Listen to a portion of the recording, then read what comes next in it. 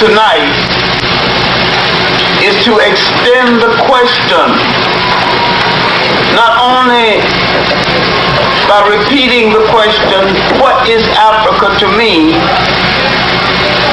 but by saying, what is Africa to Africans, and what is Africa to the world? Many people have lost their nationhood. Many people have been conquered. Many people have been abused. And yet, our loss was singularly the greatest loss of any people in human history. Our loss was so great that it was difficult for us to recover, because we lost self-confidence and we lost the image of the world as we had previously conceived the world. And our loss was so devastating when it was over, or almost over. We could not address God in a language of our own choosing, or imagine God as any person that looked like us. And we began to accept the image of God resembling our slave master. This image has damaged our mind, because no matter what that image has done to you, you are reluctant to challenge the image for fear you're harming the image of God. You will kill each other for stepping on your freshly shined shoes, but you won't kill anything that looks like that image. You can steal a black man's country and get away with it. Steal his lady, he'll kill you. But only if you're black. People have been permitted through oppression to turn on you the one thing that you should use to maneuver yourself through the world. The image of yourself as brought into the world by faith, God in your mother and father.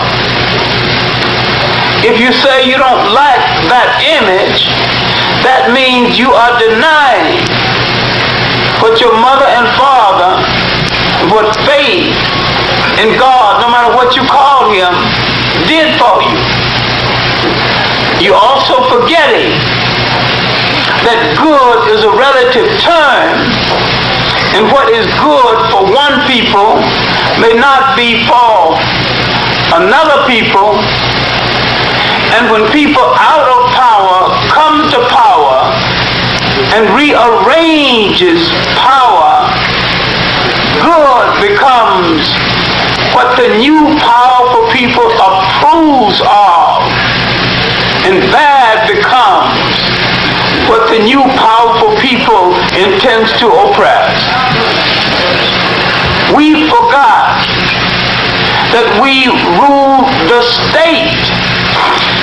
One of the things which hampers even entrepreneurship in our own community is that entrepreneurship is part and parcel of the state. And we have forgotten state formation and state management. And if you forget how to rule a state, you will forget how to rule a candy store.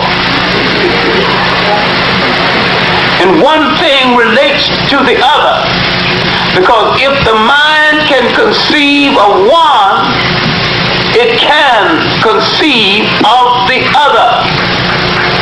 Many people coming to this country, though defeated and oppressed in their own land, comes from a country where they saw their people managing stores, where they saw their people as petty judges, schoolmasters, running things as the basic heads of things. The most devastating blow of oppression that struck our mind was oppression in the United States. And the African has not thoroughly understood the nature of oppression in the United States, nor have the Caribbean people understood the nature of oppression, nor have they understood their own world responsibility in African reconstruction, in giving to the world a new image of the African people in head of a state. Because when they came to power, being a majority, neither in the Caribbean islands nor in Africa did one truly African state with African values emerge. Every single state, no exception, is an imitation European state. They too forgot the time in our history when we ruled the state by values we developed, by spirituality we developed, by a code of honor we developed.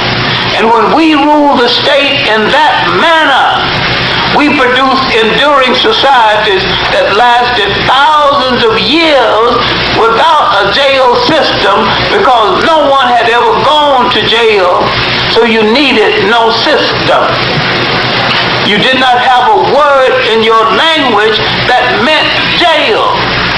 Now, what prevailed and to what extent did the African mind exercise itself at this period in history to produce an atmosphere peaceful enough not to need a jail system, not to need a place of confinement?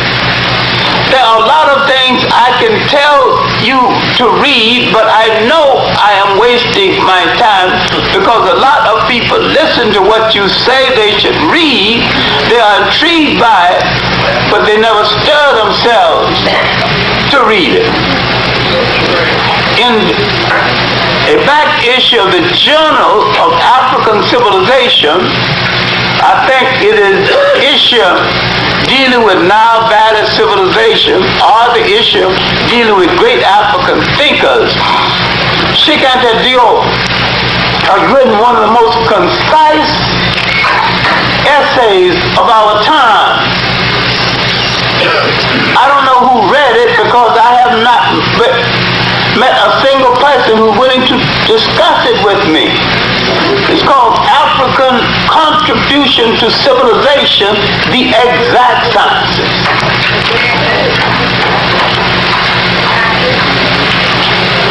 Last year, only a few months ago, his main protege, Theophile Obenga, delivered a lecture from his major new book, The Pharaonic Origins of Greek Philosophy.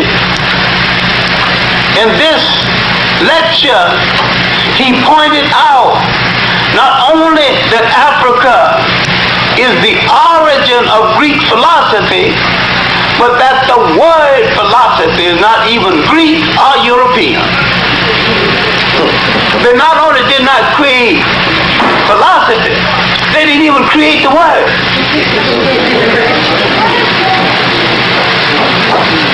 And when people look back and look at the stolen property of Africa that these icebox people are selling to the world as their property, you would understand a lot of things, including the book, that need to be reread, The Iceman Inheritance. Now, this is not the greatest book from a point of view of literature or organization, but its revelation and its confession, its omission, breaks new ground, because it is rare that a person on that side of the line makes these admissions. Literally saying that Europeans came into the world with a parasitic idea and they maintained themselves in the world by preying on other people and creating a smoke screen to give you the illusion that they are right. Now, if you understood what I'm trying to say, you would understand why peace is deliberately delayed in that little drama in the sand where there can be no clear winner, because the war was stupid from both sides.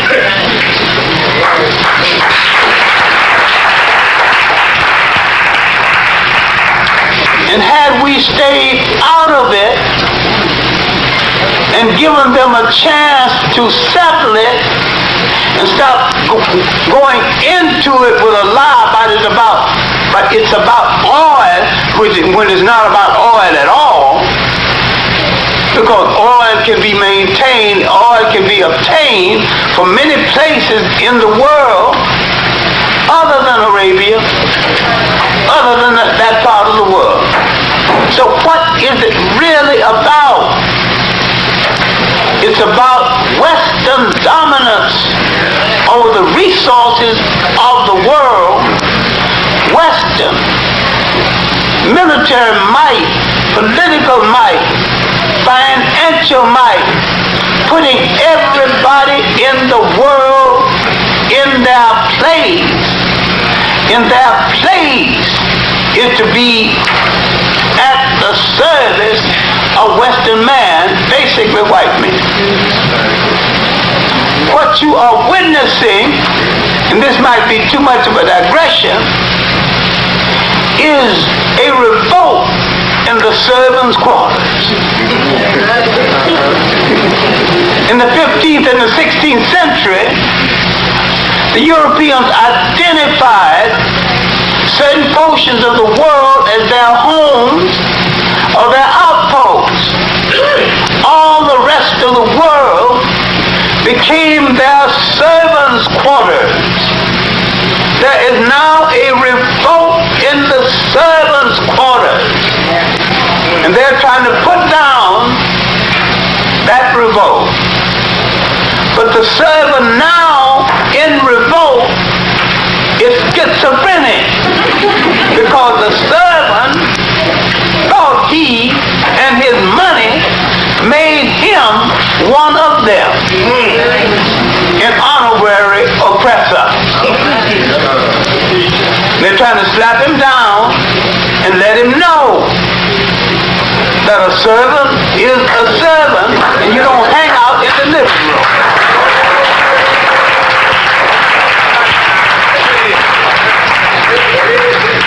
Your money don't make you my equal.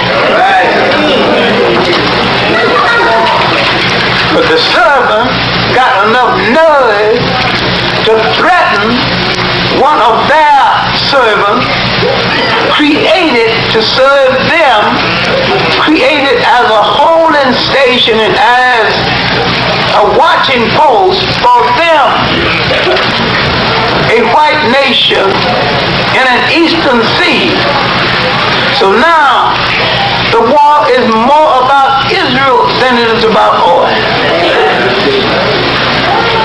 But we won't see this because we assume, because we buy mythology quicker than we buy truth, we think it's about somebody's homeland.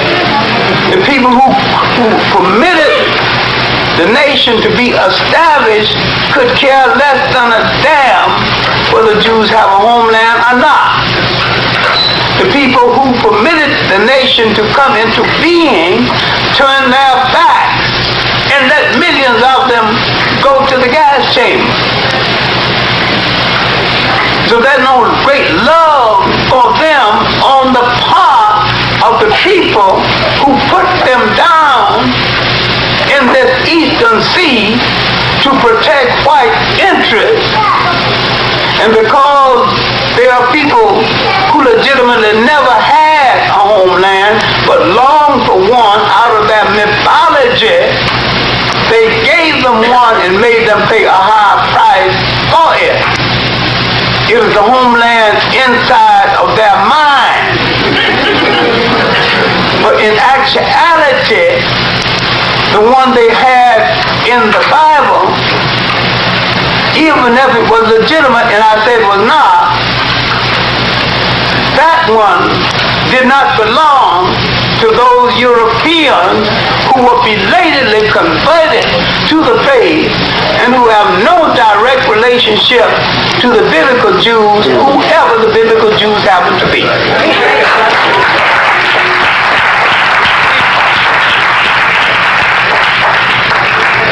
Now let's go back and examine this African mind in the beginning of time, because this African mind existed for so many years before there was a Europe, before the civilizations of the Tigris and the Euphrates existed. This African mind had brought into being the spirituality that would later be the basis of all of the world's major religions. He had also brought into being the writing, the book, the coming forth by night and day, that would later become the basis of the world's philosophy and the basis of a great book of folklore called the Bible. And when I say the Bible is a book of folklore, I'm not downgrading it, I am properly identifying it.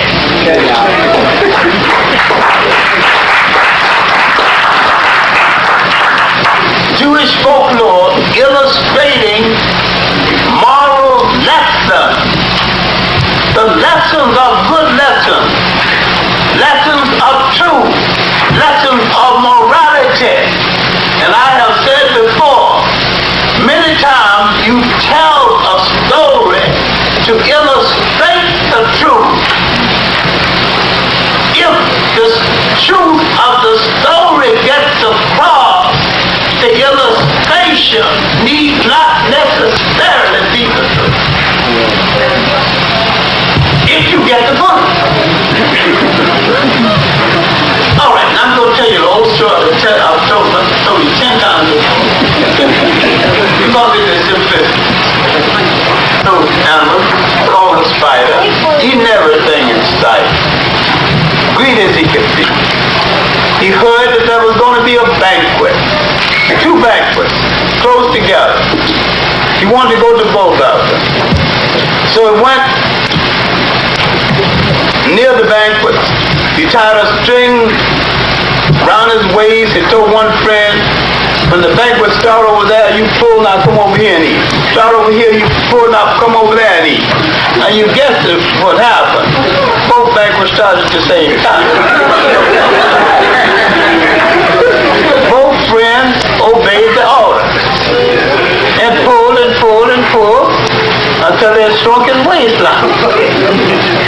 Now, African mothers to this day tell this story to young people to tell them eat enough but not too much.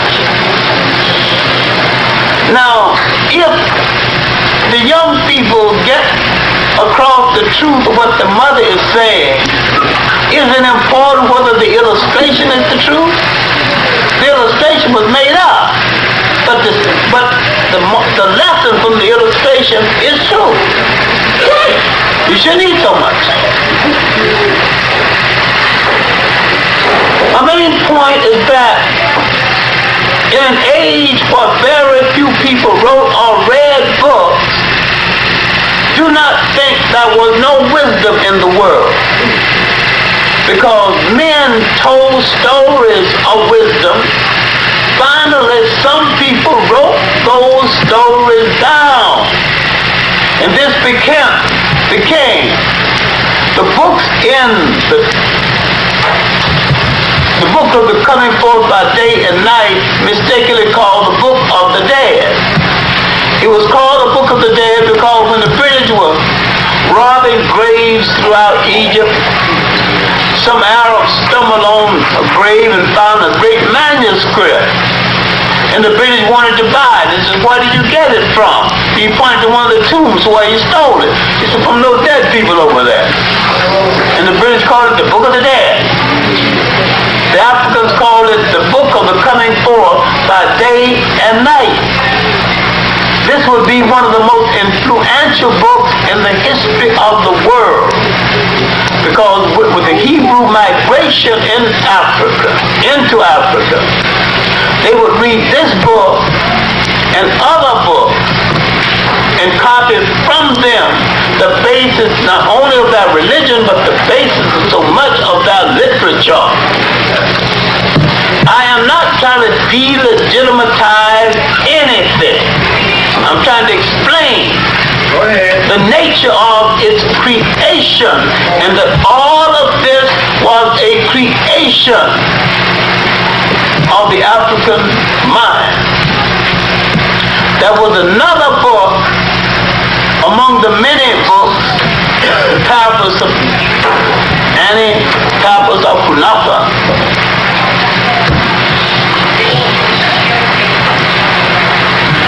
But the Tablets of Kunafa, one man, but the Tablets of Kananu, a man was going to the market, and some man wanted to play a trick on him, see if he could take something from him. So he put his clothes all across the road. So if he walk on my clothes, I'm going to accuse him of that. If he comes through my field, I'm going to accuse him of that. And so he went through the field, knocked down a stalk of the man's corn, so the man took him to court. And he went pleading his case. He pleaded his case so well. They told him, the king, his man up there pleading his case so well. And the king said, keep him talking, keep him talking.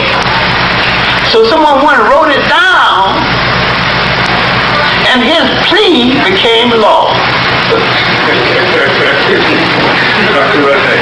His plea is what he had a right to, and why he should be protected, became part of the law of the land. This is what Sheikh Diop was trying to explain when he said the origin of civil law began with the African taboos. Once you decide what not to do, you can arrive at what to do. Once you decide what you should do, you can get a handle on what you should not do. Taboo means what you should not do. That's the first thing the African arrived at, what he should not do. And by process of elimination, he could find out what he should do. This was the beginning of civil law. Not the laws of Hammurabi that came 2000 BC. The Africans were working this out 3,000, 4,000 BC. 3,000 years before the laws of Hammurabi. Yet when Hammurabi's law came on, he was from Western Asia, mistakenly called the Middle East. people said, this is the beginning of civil law. He wrote out his codes, and he said it was all right to have a slave, but you got to give him Saturday off. What kind of humane law is that? You can beat the slave all right, but you can only beat him with a stick of certain size. Islam would come along, another bring up humane law. You could beat your wife. A lot of people don't even read the Quran. It's right in the Quran. I defy you to read it. You can beat your wife, but you can beat her only with a certain size stick. And if she misbehaves, you can deny her food until she repents. What kind of humanity is this? What kind of religion is this? To go back to these laws created by the Africans before the formation of any religion. Very humane laws. We see the African mind now working at its very best. When Africans had developed dynastic laws that govern the spirituality of the human being. No fights between religions and religions, because there were no religions. When I say there were no religions, I don't mean a single human being was without God. We had a universal spirituality. Man and a woman did not even have to worship the same God. They didn't use the word God anyway. Your wife did not have to worship the same force that you have to worship, or in the same way. They recognized there was a universal force in the universe, making the sun, bringing back the spring. They recognized something which we do well to recognize again. God, whoever he is or she is, and they had no problem with she, as we have it now,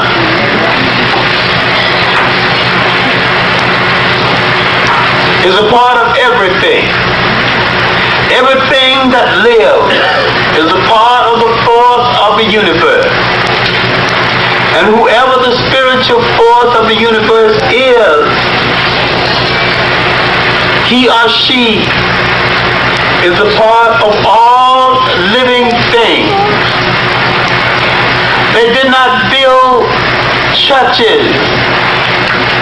They built symbols of the spirituality.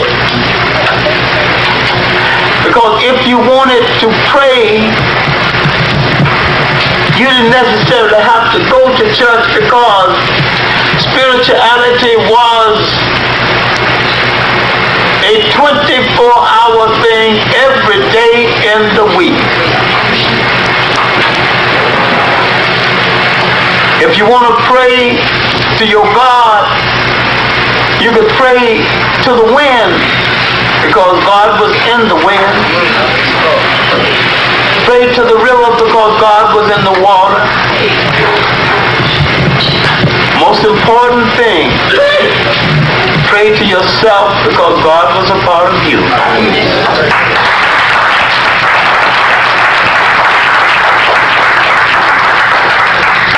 This was man's highest hour. This was man's most spiritual hour on the earth. This was the period when man enjoyed 1,000 years and no war. And when they finally had wars, they had councils to settle the wars before there was much casualty, much disaster. What I'm trying to tell you is that the African mind had thought out things that we muddle about today, and things that we fight about today, and things that we go to war about. He had already Conflicts did not start among him again until he was associating with foreigners. He had produced a society where he made a principled decision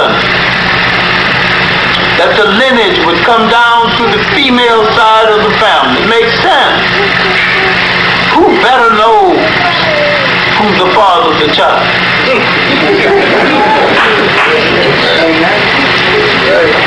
She would determine that. In this society, the king's son could never be king, but the king's sister's son could be king.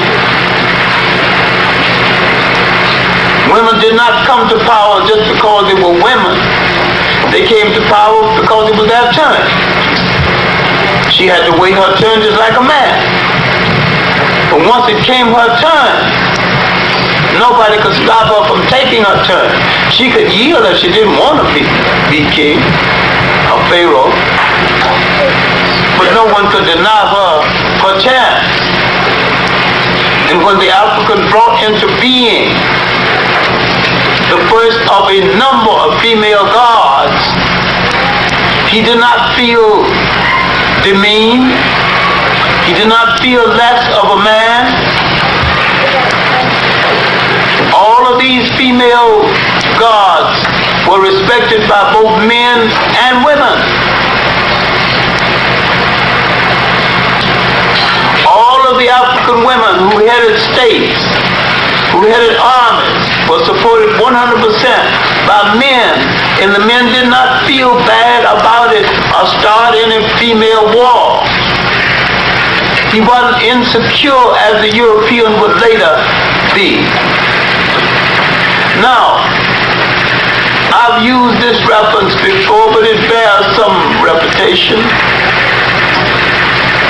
10,000 years ago in Europe, in the Ice Age, the European had 3 or 4 months to plant, harvest, and store. So therefore, every man, every hand had to work during that short period. A wife was a beast of burden. A wife was a mouth to feed. So therefore, she had to work just as hard as anyone else. Everybody's protecting the romantic marriage and the romantic relationship. The same man who began his existence on this earth without a romantic relationship invented the romantic relationship. I love you, marriage.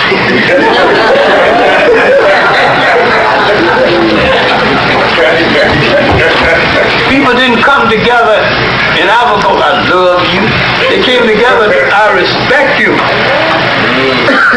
And the old ladies and old men and uncles and members of the family, after you get a certain age, and sometimes before you get a certain age, they've got someone picked out for you. Oh, you can knock it if you want it, but you did get one. I bet you'd appreciate somebody picking out one for you now.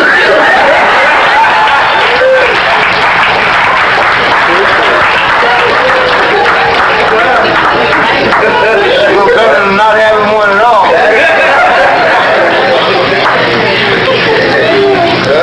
They worked out a system where no girl at a certain age was without one. You got support.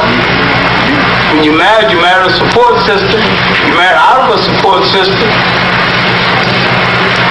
No wife beaters, no wife deserters, no teenage pregnancy.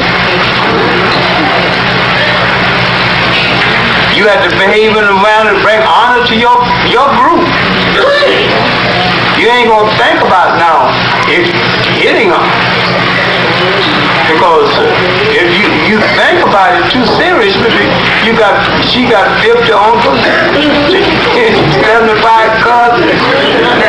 You got the same thing. All of them gonna get on. All she has to do is step away. They'll do you. They'll teach you the lesson. So We brought no wife beater, no teenage pregnancies. We brought no people like that from Africa. These people developed away from Africa. My main point is that in this age, 10,000 years ago, because the European mind functioned different from the African mind, if the European woman if the African man got angry with the European woman, told her to get out, she had to cop a plea. She had to beg for mercy. She got out in the cold. She froze to death. And the people on the other side of the hill are not going to take care of her because that's one more mouth to feed. She didn't harvest that crop. In Africa, the woman was a druggist. Anytime a man was sick, she went into the forest and got something to stew up and bark to heal him.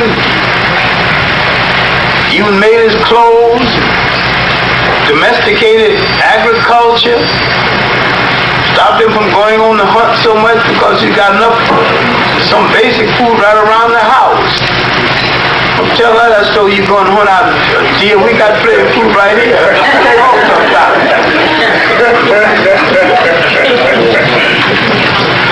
I'm the deer. Hunt me.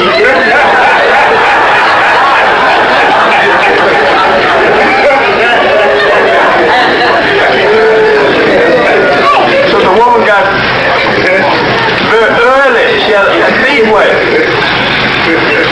She was the food gatherer. She was the food preserver.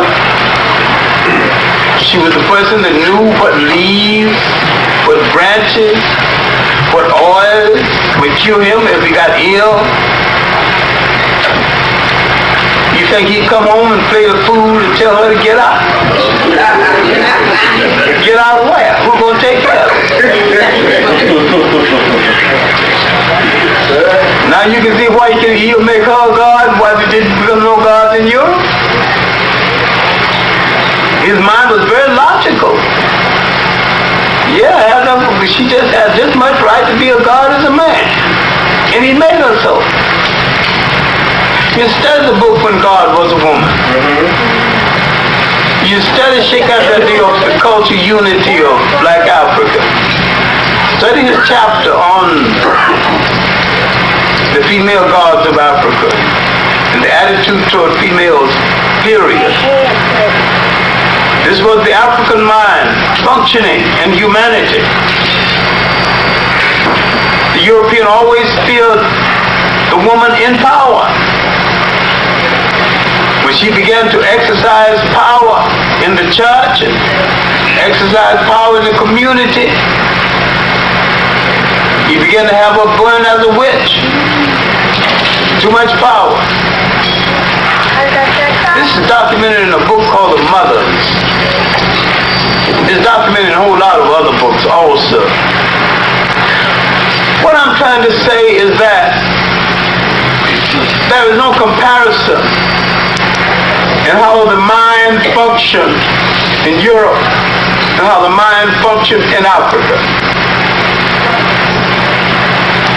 I have said before, when you live in a climate where you have to compete with your brother for your breakfast, your wife, and your land, you develop a certain kind of temperament. But when you live in a climate where you can fish your breakfast out of a brook or pick it out of a bush, you develop a different kind of temperament. And that it is dangerous for these two diametrically opposed temperaments to meet and think they can create harmony. Sun and ice can create no harmony. And sand and ice, sand and sun creates no harmony. Now what is happening in Western Asia is that ice and sand is in conflict. And there's no harmony there. Maybe the greatest achievement of the African mind, in addition to the literature out of which would come the world's religion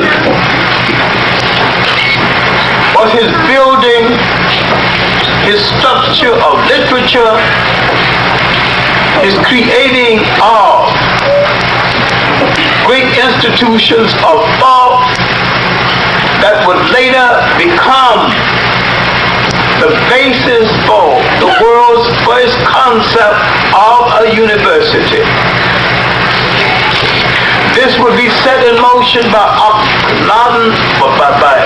Imhotep,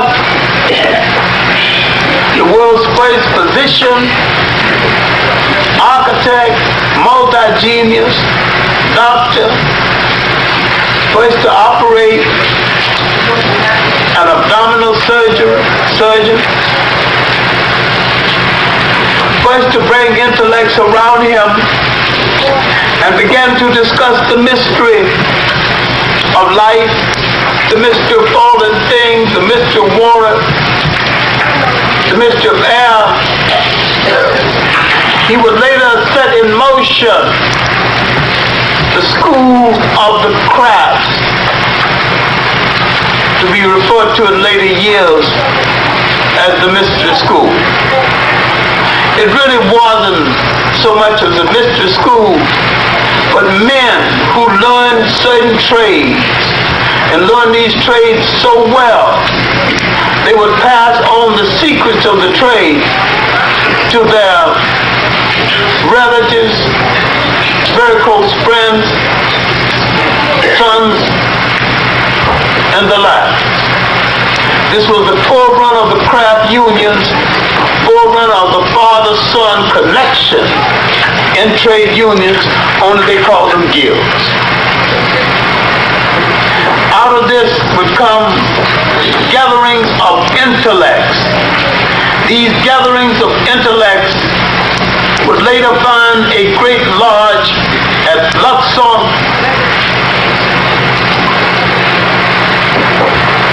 The Arabs call it Luxor.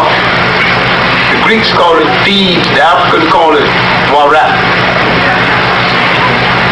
But this great lodge, the first semblance of a university, men had to go there at the age of 7 and study 40 years before it's decided whether they could continue to be a senior oracle, a senior teacher.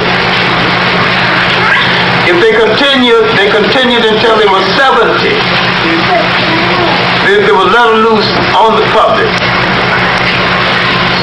He served the public the rest of his life free of charge. No exchange of money. Because he served the public served him. Now, here in this lodge, you find the first example of the requirement of circumcision 2,000 years before the Hebrew entry. Now you see what was copied from. The foreigners who came into Africa admired Nile Valley civilization and began to copy it, change it around, and call it their own. The African mind is now influencing the outer world. The first foreigners to come into Africa that we have a record of would be the Hebrews. Hebrews, later Hebrews, now referred to as Jews. Let's be clear about one thing. There is no connection, in fact, between the people I'm talking about now and the people who would later be belatedly converted to this faith in Europe who are white. The people in Europe who were later converted to this faith came from a place called Qassar. All this is outlined in a little paperback book. You still can find it. All this is taken off the shelf.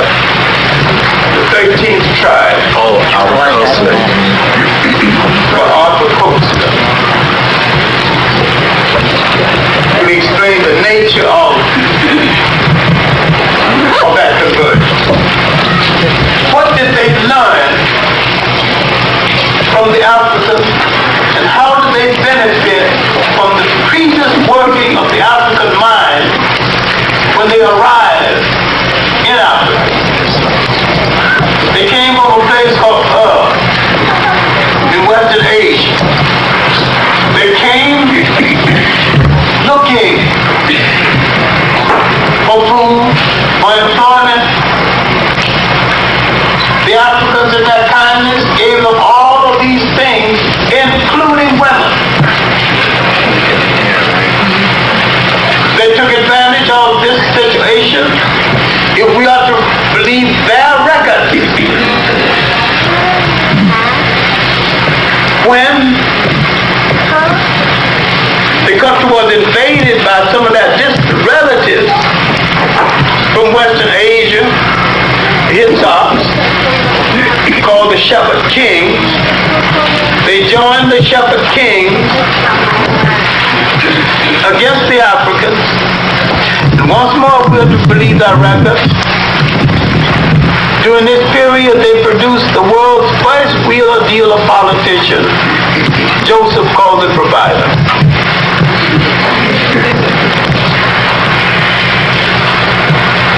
Also during this period, they rose to high positions with the foreign kings. There are certain things you turn to the Bible to sustain. There are certain things you turn to pure history. When you turn to pure history, you do get a record of some people from Western Asia coming into Africa, being treated with hospitality by the Africans, who would later join foreigners against the Africans. Finally, they learned in Africa. Now, the one story they tell even today that is not sustained by anything other than folklore that black people haven't found time to question is the story of their enslavement in Egypt. There is not one iota of proof anywhere in existence, not a single document that proves their enslavement in Egypt. If they were enslaved in Egypt, their own folklore or literature repudiates the slavery. How could they leave Egypt worshiping a golden calf with their civilization intact, their religion intact, taking their cows, their gold, their ornamentation? Where would a slave get enough gold to make a golden calf?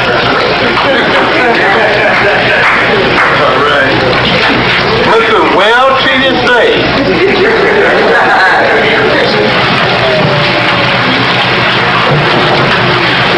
Then allegedly led by an African named Moses. Now we need to examine the literature of that day. When we examine Egyptian literature, we find no evidence of this folklore.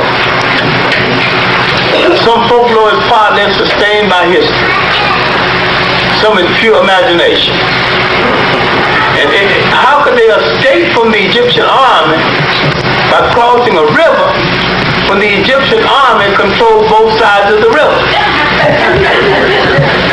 would escape from the army on one side, only to fall into the arms of the army on the other side. You read a little book called When Egypt Ruled the East, you will understand before the building of the Suez Canal, all of what you now call the Middle East or Western Asia was an extension of Africa in the first place. But the important thing is that they came into Africa with no clear language, no clear religion, no clear culture. When they went out of Africa, they had all three. Whoever they were when they came into Africa, culturally, religiously, and linguistically, when they left, they were an African people. They had an African tradition copied from Africa. And they would be reborn using an African way of life. They entered history through this sojourn in Africa. Who heard of them before? What did they do in Babylonia before? Who knew them before? I say the entry of the Jewish people in world history was through that sojourn in Africa. I said that culture was born in Africa. Culture that they borrowed from a creation of the African mind.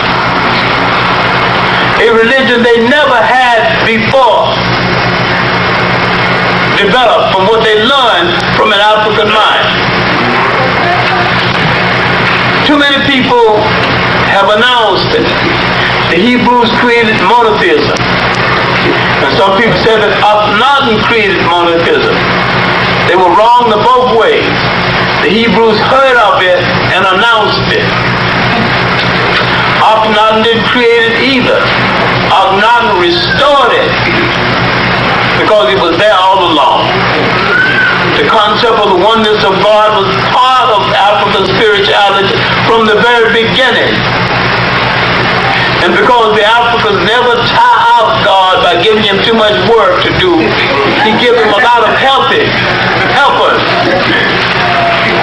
The Catholic gives God a lot of helpers and calls them saints, and you accept that.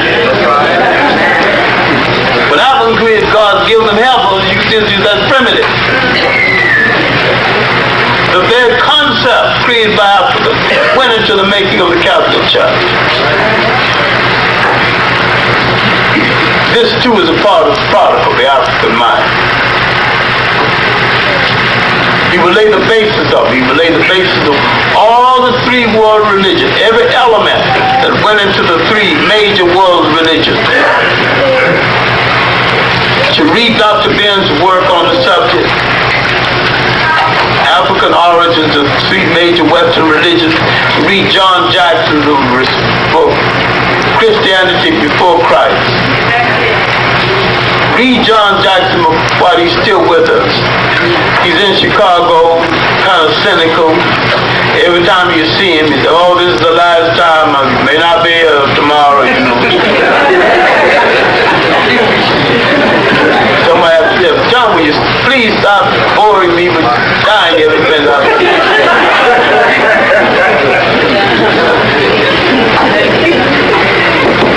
He's had a rough time of it. John is North Carolina Light Brigade. Could have passed for white if he wanted to, and every time he went to an apartment in New York, he just go past for white and gets it, you know. He devoted his whole life to black causes, has written what he said in his last book, his magnum opus, Age of Gold and Silver. Will the World to Me and a girl called Ava. Carry On in My Name.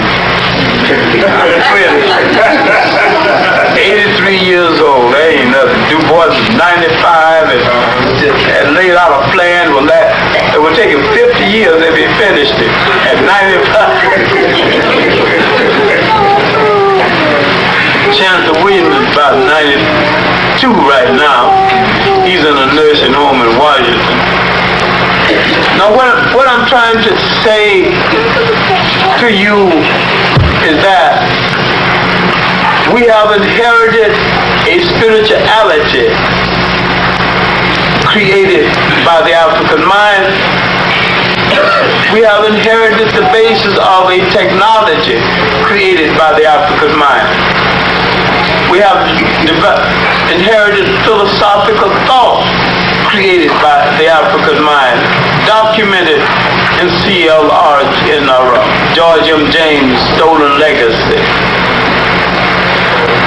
More documented now in the new book by Obenga, The Pharaonic Origins of African, of Greek civilization and Greek culture. And still again in Shekanta Diop's new and still unpublished work, Civilization of Barbarism. There's a lot of people who've done that work well. You have read them well. White man named Martin Bonnell, comes along with a book called Black Athena. A whole lot of people been living a long time, haven't read one single book by a black writer on the subject who writes considerably better. He takes most of his references from black writers.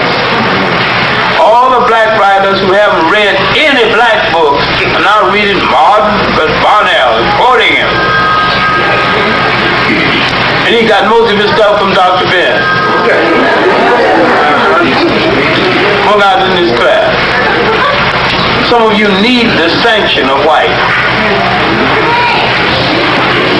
And I don't know what it is, but our mind, our craving for imported things or things from outside. I've already told you the story of Jamaicans who like good pies and fruitcake. The war came and they couldn't get the ingredients imported. Some enterprise in Jamaica took some local fruits, stamped the word imported. They bought it. When the war was over and they could get ingredients from England, he finally told them he was eating Jamaican fruit all along. How could you keep on doing it? They stopped buying it, the man comes and went out of business. It doesn't matter if somebody else's ice being colder. We have to gain more confidence in ourselves, and we have to read more than just philosophical literature. We have to read the great political literature written by the African mind. The work of Nnamdi Ezekwe of Nigeria, African Renaissance, his book on Liberia, his autobiography, African Odyssey.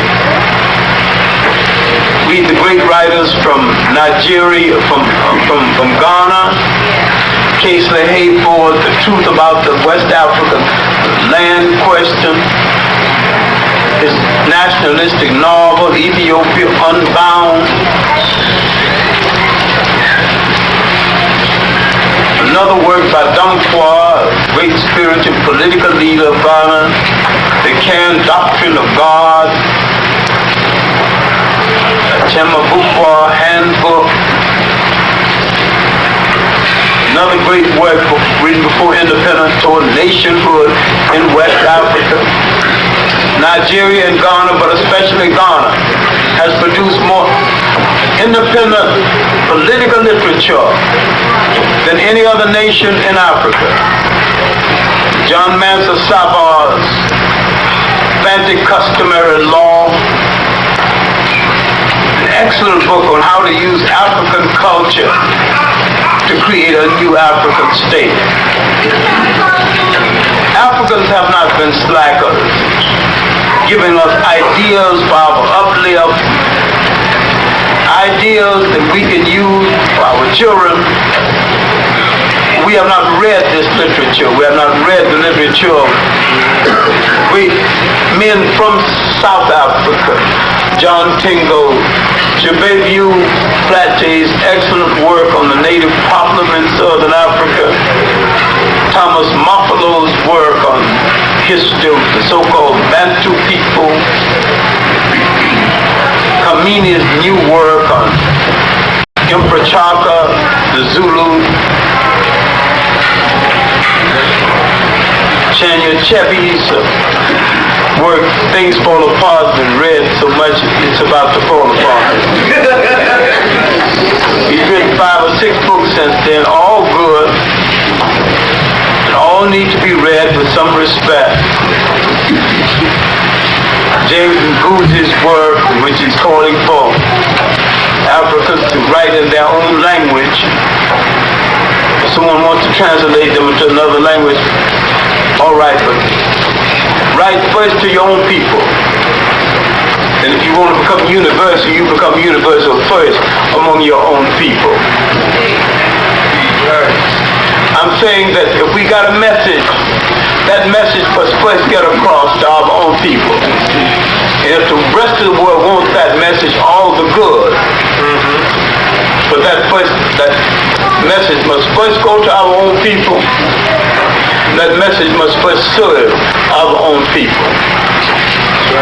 I have confidence in the African's mind. Yes, sir. I have confidence in the African people and their ability to lay out a program that will not only save African people, but that will save all people. For our salvation, we must consistently turn toward ourselves, our writers, and our literature. We must turn toward some of the new women writers, although I find some a little hard to take. Especially this woman, Sharon Ali, and her silly book.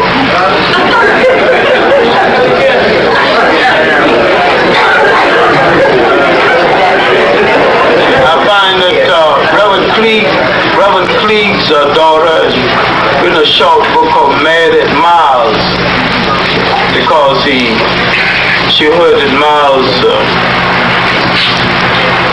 what's his last name? Miles Davis didn't treat Cicely Tyson right. And from that she took off and did a very good dissertation on women in general. I thought that was more intelligently written and some kind of depth that you could get a handle on, and it's usable. There's a debate going on about man sharing, whether we should consider it or not. My answer is you can do it with intelligence and respect and dignity. Think about it, but if you can't do it, it's going to be just unofficial pimping, forget about it.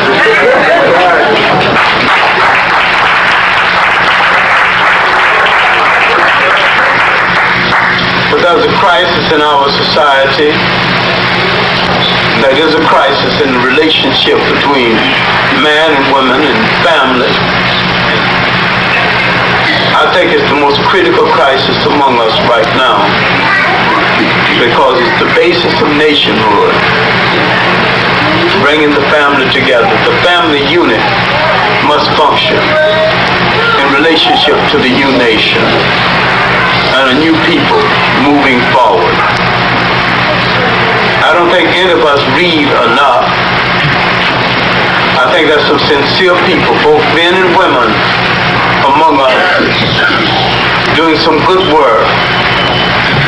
I have great admiration for the work of the transplanted Barbadian writer, Paula Marshall, born here in Brooklyn, Barbadian parents, who writes with such beauty and such knowledge of the politics of what she's saying. Some of the things of Maya Angelou are more entertainment than informative, though she's still a friend. I think there's beginning to emerge a new kind of historian and new kind of thought, social thought, and finally that I'm not in the classroom every day. I've begun to do more political work in my own writing, having finished my first big political book.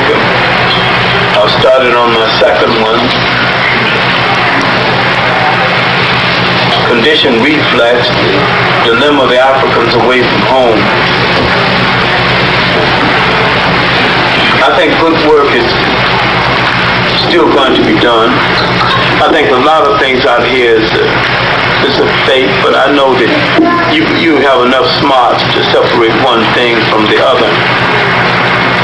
The general scene is hopeful in spite of all the phoniness you have to wade through. I think the African mind, both man and woman, has the capacity to bring African salvation into being. I don't know when it will be the time for me to go, and I'm going to delay it as long as possible, and I'll even ask God for a little more time to stay on the earth because there are so many things to do. But when I leave, whenever it is, I'm going to leave with the confidence that my people have the capacity, the mental capacity to deliver themselves and create a new freedom that will ensure the freedom for their children and other children still unborn. There's so many ways a man can say to a people that my life has been a great love affair, and that love affair has been with you. Sometimes it has been rough. I don't know whether I would want to have it any other way. Thank you.